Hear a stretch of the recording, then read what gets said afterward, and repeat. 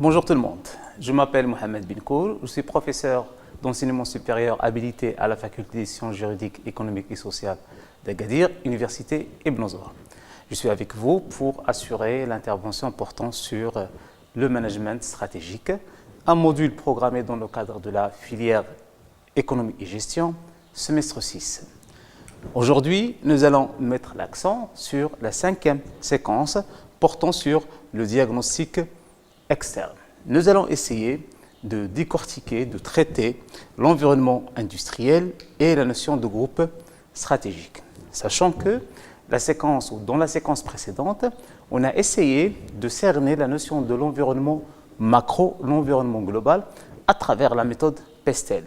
PESTEL, c'est tout simplement l'analyse de l'environnement politique, économique, social, technologique, écologique et à la fin, bien sûr, l'environnement légal. Donc, nous allons essayer de traiter, de mettre en lumière les deux environnements suivants, à savoir l'environnement industriel et l'environnement direct, le groupe stratégique. Alors, nous allons commencer par l'environnement industriel, souvent traité dans le cadre des ouvrages comme étant l'analyse concurrentielle. C'est une analyse présentée par Michael Porter à travers ce qu'on appelle les 5 forces concurrentielles, les 5 forces qui agissent bien sûr sur l'entreprise dans un domaine ou dans un contexte particulier. L'analyse des 5 forces de Porter, comme le terme l'indique avec pertinence, va mettre l'accent sur l'intensité, sur la concurrence au niveau d'une industrie, au niveau d'un environnement direct de l'entreprise. Alors, pourquoi il faut y aller? Il faut s'intéresser à ce point. Au départ, on a bien expliqué le fait que l'entreprise doit assurer un diagnostic de tout l'environnement. Alors là, je parle de l'environnement macro. Alors pourquoi? Parce que tout simplement, ça va permettre à l'entreprise de comprendre les tendances futures, les éléments qui caractérisent cet environnement, et sur la base en fait de ces tendances, il peut déterminer ce qu'on appelle les scénarios d'évolution. C'est une analyse très importante, significative, mais elle reste insuffisante. C'est pour cette raison qu'il faut y aller à un environnement beaucoup plus restreint, un environnement qu'on peut considérer comme étant micro. C'est l'industrie, là où l'entreprise exerce son activité. Alors, il s'agit tout simplement d'analyser la concurrence. Alors là, pour formuler une stratégie, on est dans l'obligation d'analyser la concurrence. Il faut analyser la structure de la concurrence. Il faut analyser la taille de la concurrence. Il faut analyser tout simplement l'intensité de la concurrence. Alors pourquoi il faut assurer ça? Premièrement, ça va permettre à l'entreprise d'évaluer, regardez bien, d'évaluer sa position, sa situation dans le marché. C'est-à-dire, comment se présente ma situation dans le marché? Est-ce que j'ai des avantages concurrentiels? Est-ce que j'ai des forces? Est-ce que j'ai des faiblesses? Est-ce qu'il y a des éléments sur lesquels je peux m'appuyer pour améliorer mes parts de marché, des éléments qui vont me permettre de se différencier. Comment tout simplement se présente l'état actuel de la concurrence, de la compétitivité de l'entreprise. Deuxième élément, c'est que grâce à cette analyse, l'entreprise peut mesurer sa compétitivité, peut mesurer sa position à l'égard de la concurrence. Est-ce qu'il peut lutter contre la concurrence? Est-ce qu'il peut exercer une pression sur la concurrence? Est-ce que la rivalité concurrentielle qui existe sur le marché, l'entreprise peut aller au-delà de cette rivalité et être un acteur qui va dicter les règles de jeu? Donc l'analyse concurrentielle va mettre l'accent sur la concurrence. Elle va mettre l'accent sur la capacité d'entreprise dans ce contexte concurrentiel. Donc c'est quoi le modèle de 5 forces de Porter? C'est un modèle de référence dans l'analyse concurrentielle. Le modèle de 5 forces de Porter, c'est une technique d'analyse de marché. Ça, c'est sûr, c'est une évidence. Il faut analyser le marché dans lequel l'entreprise opère. Il faut analyser la structure de ce marché. Et pour analyser la structure de ce marché, l'entreprise doit prendre en considération 5 dimensions. 5 dimensions. Et ces 5 dimensions, elles ont un impact direct sur la création, la consolidation et le développement, bien sûr, d'un avantage concurrentiel. Quelles sont ces 5 dimensions? Alors, Porter, dernièrement, il a ajouté une 6e dimension. Alors, quelles sont les 5 dimensions? On peut d'abord parler de notion de pouvoir de négociation. Donc, pouvoir de négociation des fournisseurs, pouvoir de négociation des clients, menace des nouveaux entrants ou entrants potentiels, menace des produits de substitution et la rivalité entre les entreprises, entre les firmes concurrentes. Comme je viens de le citer, Michael Porter, pour compléter ce schéma, il a ajouté une sixième force, à savoir l'État, comme étant un acteur qui exerce à travers son arsenal juridique tout simplement un pouvoir d'action, une force, une pression sur le marché et l'environnement.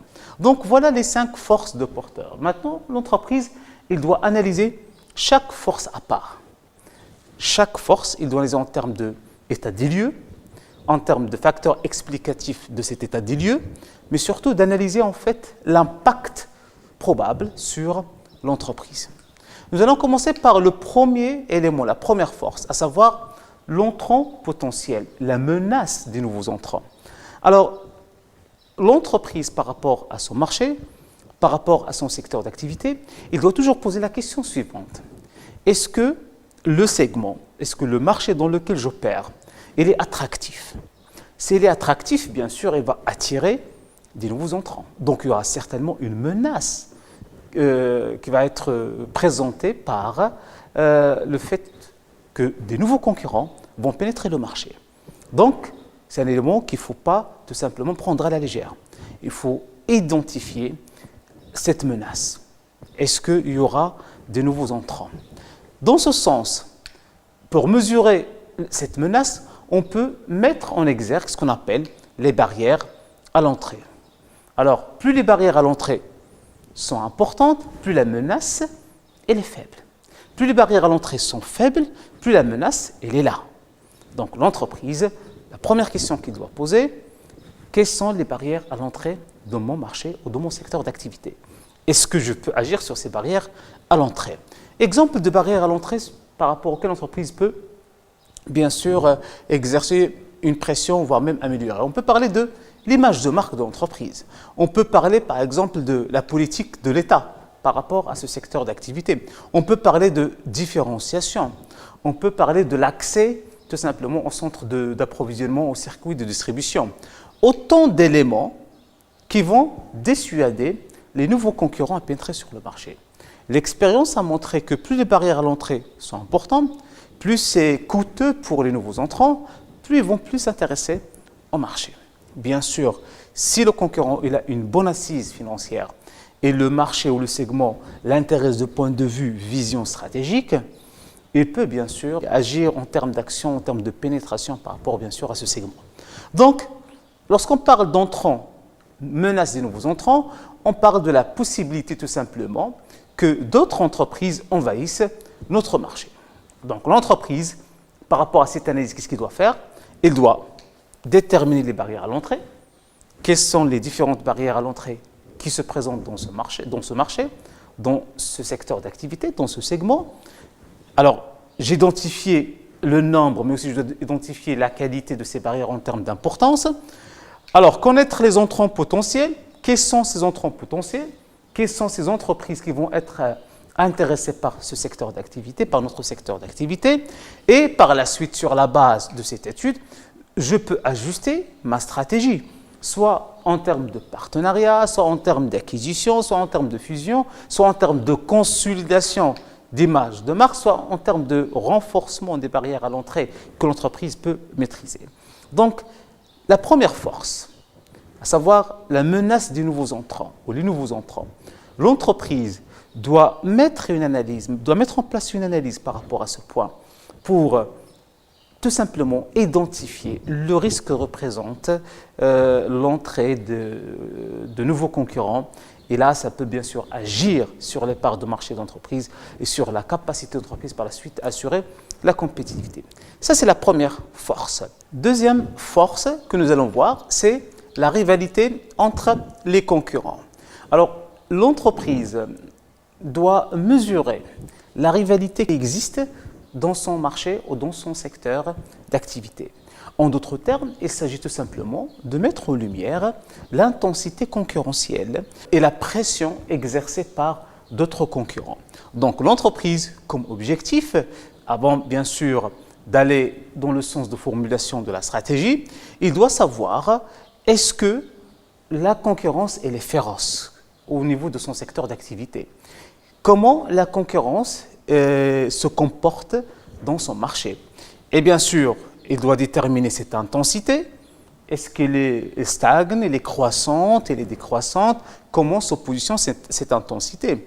Il doit déterminer aussi sur quelle base cette intensité est réalisée. Est-ce qu'on parle d'une concurrence à base de prix, une concurrence à base de coûts, images et ainsi de suite? L'entreprise doit déterminer ce qu'on appelle les armes de concurrence.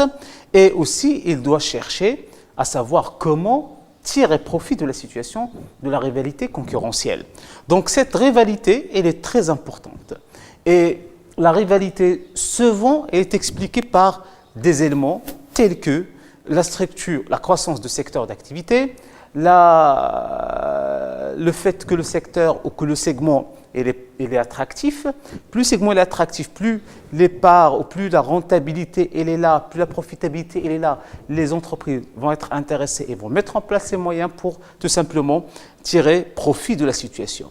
Donc, la rivalité entre les concurrents, on peut la mesurer sur la base bien sûr de degrés de différenciation, les stratégies mises en place, la structure de la compétition, la croissance de secteur. Il y a une panoplie de facteurs que l'entreprise peut analyser, peut décortiquer pour mesurer par la suite la rivalité entre les concurrents. Alors, cette deuxième force, elle est cruciale pour l'entreprise. Pourquoi? Parce qu'il doit savoir tout simplement est-ce qu'il a les moyens, les ressources, les compétences, l'habilité à lutter en termes de concurrence. Est-ce qu'il peut assurer sa survie par rapport à cette concurrence? Est-ce que, entre parenthèses, elle est compétitive par rapport à ses concurrents? Plus l'intensité elle est là, plus l'entreprise doit déployer plus d'efforts pour créer l'avantage concurrentiel, pour attirer plus de clients, pour créer, soi-disant, une bonne autorité. Et là, bien sûr, la notion de développement, la notion de croissance, elle dépend largement de la capacité de l'entreprise à lutter tout simplement contre la concurrence. Voilà la deuxième force qui est très importante.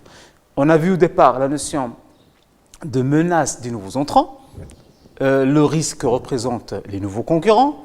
Maintenant, deuxième élément, c'est la rivalité entre les concurrents existants déjà dans le marché, dans le secteur d'activité. Troisième force que nous allons voir, c'est tout simplement les produits de substitution. Bien sûr, la menace ne provient pas que des nouveaux concurrents ou des concurrents existants, mais ça provient parfois d'autres acteurs qui fabriquent ou qui produisent en fait des produits de substitution. Un produit de substitution, par définition, c'est un produit qui va remplacer notre produit, qui va satisfaire les mêmes besoins pour mon client, mais c'est un produit issu d'une industrie différente. Alors là, on parle d'un produit ayant les mêmes fonctions, mêmes bénéfices, et se vend, et est présenté avec un prix qui est bas. Alors, l'entreprise s'interroge sur la question suivante. Est-ce qu'il y a une possibilité à ce qu'un produit ou des produits de substitution, des produits substituts remplacent notre produit? C'est une question très importante parce que l'entreprise doit mesurer ce qu'on appelle la mobilité de consommateur, la capacité ou l'habilité de consommateur à renoncer à notre produit et à le remplacer par un produit de substitution. Donc l'entreprise doit déterminer les produits de substitution potentiels, quels sont les produits qui peuvent remplacer notre produit.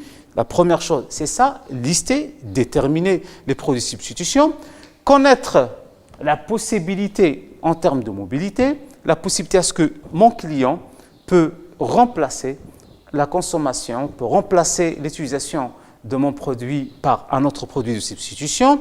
Et sur la base de ça, l'entreprise peut ajuster sa stratégie pour créer une barrière à l'entrée par rapport à ces produits. Donc là, l'entreprise ne doit pas se focaliser que sur les produits issus de la même soi-disant industrie ou technologie. Non, elle doit mettre l'accent aussi sur d'autres produits qui peuvent être utilisés par nos clients et remplacer notre produit facilement, malgré le fait qu'ils sont tout simplement issus d'une technologie tout à fait différente. Quatrième force, c'est le pouvoir de négociation. Et là, on peut parler de deux types de pouvoir de négociation, en amont et en aval. Pouvoir de négociation des acheteurs. Alors là, l'entreprise, dans le cas toujours de l'analyse, elle doit mesurer le pouvoir de négociation des acheteurs ou des clients. Alors, il ne faut pas oublier que plus l'acheteur détient un pouvoir de négociation, plus il a tendance à dicter les règles de jeu, en termes de qualité, en termes de conditions d'achat, en termes de quantité, en termes de prix, il ne faut pas oublier aussi ça. Donc, automatiquement, l'entreprise sera dans l'obligation de réagir positivement aux requêtes en fait, de ses clients ou de ses acheteurs. Donc, le pouvoir de négociation des acheteurs, il est déterminé par plusieurs éléments. Lorsqu'on parle de la force, lorsqu'on parle de l'importance de l'acheteur ou des acheteurs, souvent on fait référence à la taille et on fait référence à l'assise financière de ces acteurs. Donc, il faut déterminer le pouvoir de négociation, identifier le pourquoi de ces forces. Alors, si mon client détient ou les acheteurs détiennent ce pouvoir de négociation, il faut savoir pourquoi ils ont ce pouvoir de négociation. Est-ce que c'est parce qu'ils sont limités en termes de nombre? Ou est-ce que parce qu'ils détiennent une taille critique, une taille très importante? L'essentiel, à ce niveau-là, l'entreprise doit comprendre le jeu et l'enjeu en termes de négociation. Et dans ce cas-là, l'entreprise doit agir aussi sur sa taille. Donc là, il ne faut pas oublier que lorsqu'on parle de pouvoir de négociation, généralement, on peut l'avoir à travers la concentration des acheteurs. Plus les acheteurs se concentrent, plus les acheteurs deviennent des acteurs concentrés, il arrive à avoir une taille importante. Donc on parle de taille. Aussi, on parle de volume. Donc le volume en termes de quantité achetée. Plus les acheteurs achètent des quantités importantes, plus ils auront tendance à avoir des pouvoirs de négociation très importants. Aussi la menace d'intégration. Attention, l'acheteur, il peut assurer une stratégie d'intégration par la suite. Et lorsqu'il assure une stratégie d'intégration par la suite, automatiquement, il ne sera plus mon acheteur, mais il sera tout simplement un concurrent direct pour ma structure et mon organisation. Aussi, lorsqu'il a une connaissance assez significative ou assez importante des coûts, et dans ce cas-là, il aura tendance à dicter tout simplement les règles de jeu. Donc, il y a énormément d'éléments qui agissent sur le pouvoir de négociation des acheteurs. Généralement, les entreprises, pour lutter, pour instaurer un certain équilibre, elles ont tendance à assurer des stratégies d'acquisition, de fusion, des partenariats, pour tout simplement équilibrer un peu le jeu, parce que sinon, il va constater ses marges bénéficiaires en baisse. La dernière force que nous allons voir, c'est le pouvoir de négociation des fournisseurs. Comme je l'ai expliqué tout à l'heure, le client peut avoir un pouvoir de négociation à l'égard de l'entreprise ou à l'égard en fait de ma structure. La même chose peut se présenter à l'égard de mon fournisseur. Le fournisseur aussi peut avoir un pouvoir de négociation. Alors, quels sont les éléments qui déterminent le pouvoir de négociation des fournisseurs?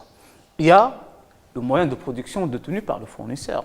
On peut parler de la concentration, on peut parler de la taille relative des fournisseurs, on peut parler de la qualité de la matière première détenue par le fournisseur.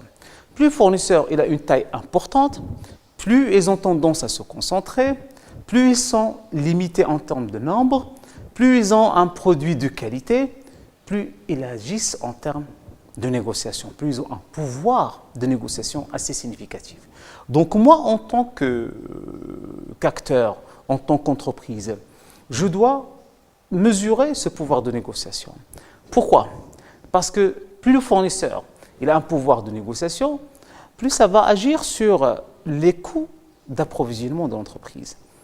Alors, en termes peut-être d'augmentation, en termes aussi de rareté de la matière première parfois. Donc, automatiquement, l'entreprise doit identifier le pourquoi de ses forces. La même chose, elle doit agir en termes de recherche de nouveaux fournisseurs, mais aussi parfois en termes de concentration. L'entreprise, pour lutter contre les fournisseurs, elle peut parfois assurer des actions de partenariat, assurer des actions d'alliance, fusion, pour avoir une taille assez importante afin de lutter contre le pouvoir de négociation des fournisseurs. Donc, comme vous pouvez le constater, il y a la négociation en amont et la négociation en aval. L'entreprise, elle est entre les deux. Donc, il doit chercher à avoir un équilibre entre les deux éléments, les deux forces. Donc, voilà quelques éléments sur lesquels l'entreprise peut agir par rapport à chaque force. Exemple, lorsqu'on parle de menace des entrants potentiels, l'entreprise, pour contrecarrer cette menace, il peut par exemple fixer niveau de prix non rentable pour les entrants. Alors, dans ce sens, les nouveaux entrants vont être dissuadés parce qu'il n'y a pas assez de rentabilité. Comme il peut agir en termes de fidélisation de la clientèle, comme il peut protéger les technologies en termes de brevets et secrets. Donc, par rapport à la menace des nouveaux entrants, l'entreprise peut mettre en place des actions de genre. Par rapport menace des substitutions ou des produits de substitution ou des produits substituts. L'entreprise peut améliorer par exemple le rapport qualité-prix de telle sorte à ce que le client aura des difficultés à faire le choix entre notre produit et le produit de substitution. Elle peut aussi agir sur le volet fidélisation en termes d'image, réputation, en termes de notoriété. Et ça, ce sont autant d'éléments sur lesquels elle peut agir, comme l'entreprise peut proposer soi-même le produit de substitution pour éviter en fait la concurrence d'autres entreprises. Par rapport au pouvoir de négociation des acheteurs, là, l'entreprise peut agir toujours sur la notion de fidélisation en termes d'image. Il peut aussi améliorer son réseau de distribution de telle sorte à ce que le produit soit disponible et le client aura l'accès facilement à ce produit. Comme parfois, il peut assurer l'intégration vers l'aval. Donc, dans ce cas-là, l'entreprise, elle peut assurer en fait le processus d'achat et de distribution à son compte. Pouvoir de négociation fournisseur, la même chose. L'entreprise peut multiplier les sources d'approvisionnement au lieu de concentrer ce processus au niveau d'un acteur, d'un fournisseur ou quelques fournisseurs. Elle peut élargir ce processus. Il peut s'intégrer vers l'amont et c'est un élément qui va tout simplement améliorer le pouvoir de l'entreprise à l'égard en fait de ses fournisseurs.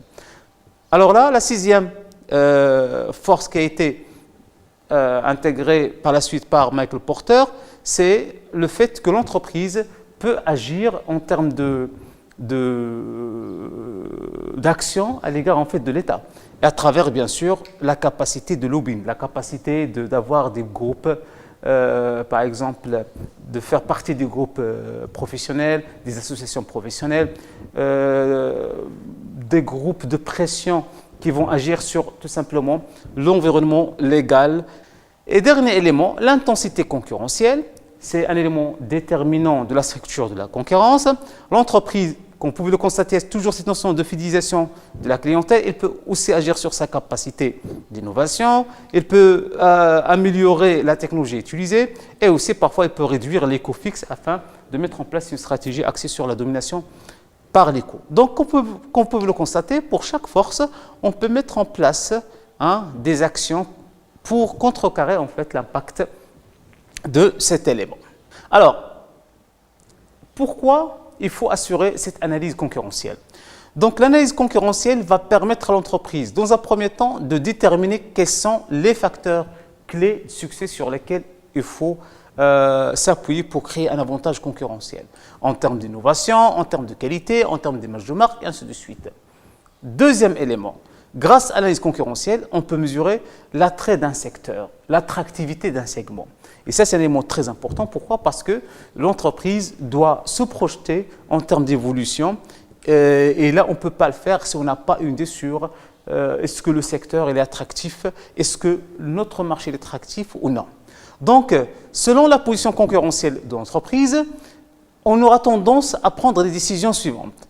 Alors, pour préserver sa position, créer des barrières à l'entrée économique, juridique au commercial, l'entreprise doit agir sur ces facteurs clés de succès. Donc, c'est-à-dire quoi? C'est-à-dire qu'on doit déterminer ces facteurs qui vont nous permettre par la suite d'élaborer les actions stratégiques et orienter les décisions stratégiques fixées ou mises en place par l'entreprise. Aussi, pour améliorer sa position, la recherche ou la création d'avantages concurrentiels.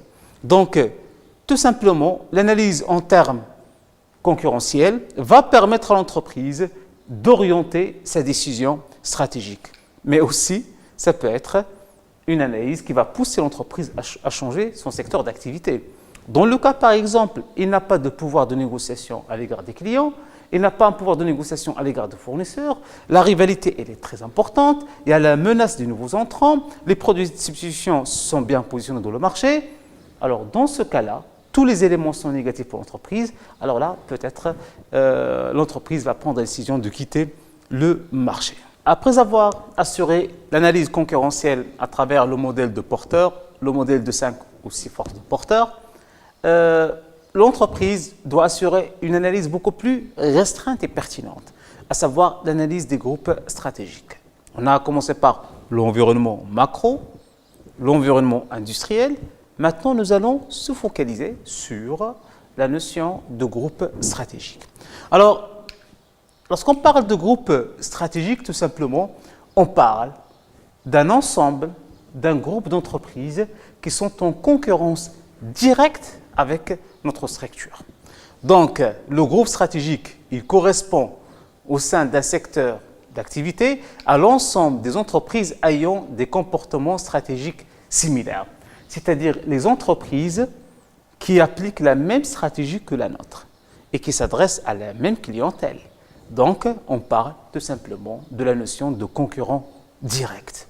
Donc, là, l'entreprise, elle doit assurer cette analyse parce que ce sont ces entreprises qui sont en lutte et qui peuvent agir sur une part de marché, sur notre position concurrentielle, qui peuvent tout simplement nous déstabiliser par rapport à l'évolution.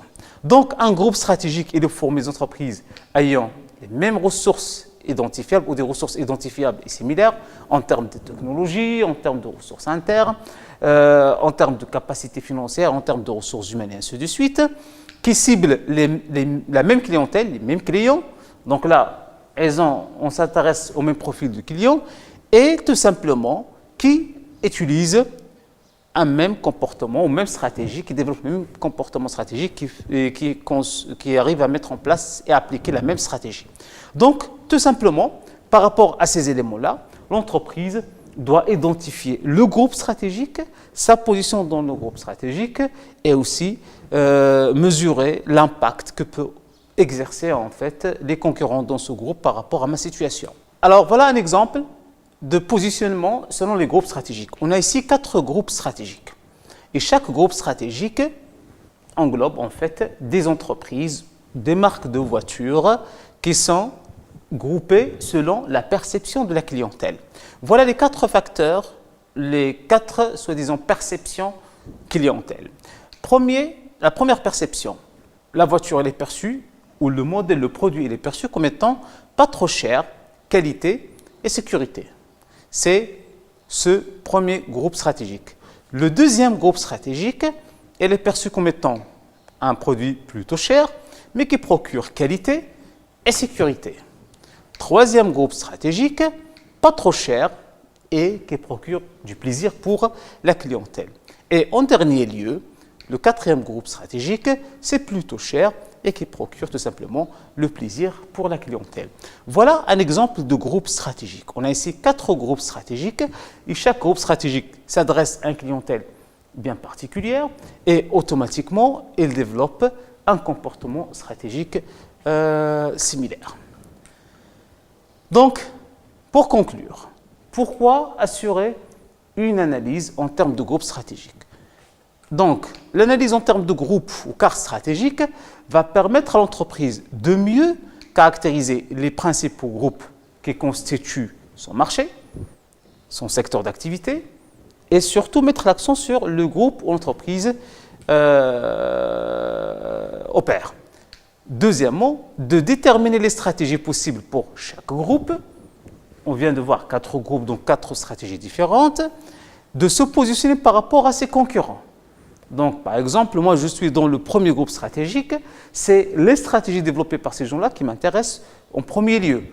Attention, ça ne signifie pas que je dois écarter les autres entreprises. Non, je dois prendre en considération les autres concurrents.